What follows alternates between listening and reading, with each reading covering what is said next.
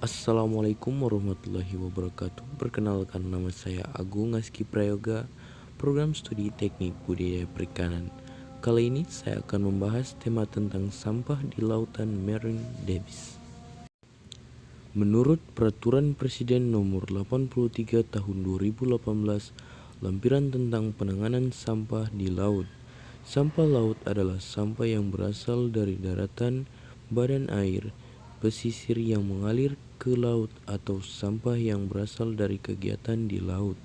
Bahan padat yang sulit terurai, hasil pabrikan, atau olahan yang dicampakkan, dibuang, atau dibiarkan di lingkungan laut dan pesisir.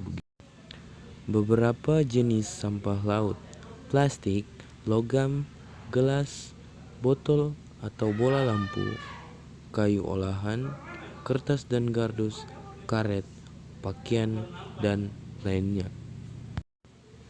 Sumber daratan: sampah yang dihasilkan oleh manusia yang sengaja dibuang ke lautan secara sengaja maupun tidak disengaja. Sumber dari badan air: tanaman dari dalam laut yang telah mati dan mengambang di lautan sehingga menjadi sampah di atas permukaan lautan.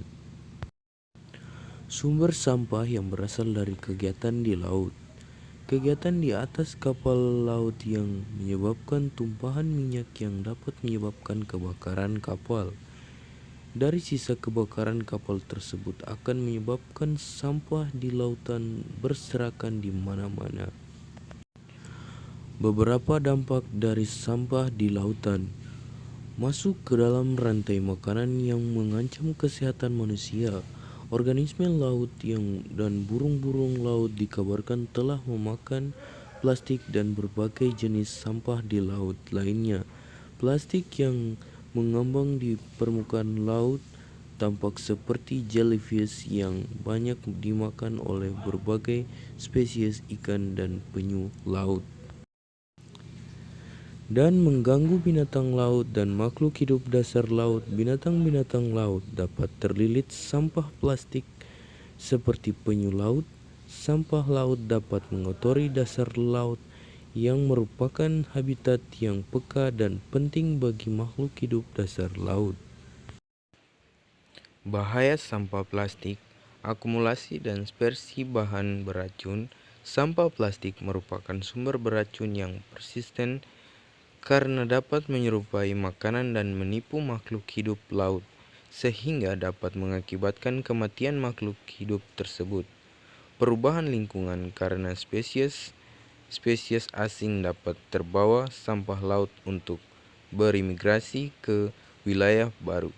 Mereka dapat berkoloni dan mengganggu. Kebijakan pemerintah mengenai sampah di lautan. Peraturan Presiden Nomor 83 Tahun 2018 tentang penanganan sampah laut mengamanatkan kepada 16 kementerian lembaga untuk mempercepat penanganan sampah laut, salah satunya KKP.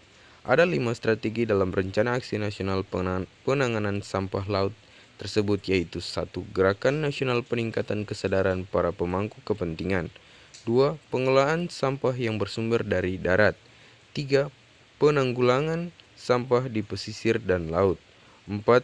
Mekanisme pendanaan, pengangkutan, kelembagaan, pengawasan, dan penegakan hukum. 5. Penelitian dan pengembangan.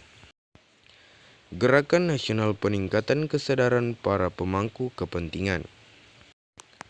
Pengelolaan sampah yang bersumber dari darat dapat diolah kembali agar dapat mengurai banyaknya sampah plastik. Kesimpulan yang saya ambil dari tema saat ini ialah: buanglah sampah pada tempatnya. Orang beriman membuang sampah pada tempatnya. Satu sampah yang kau buang ke tempatnya akan menyelamatkan seluruh alam semesta. Mungkin itu saja yang dapat saya jelaskan. Sekian dan terima kasih. Wassalamualaikum warahmatullahi wabarakatuh.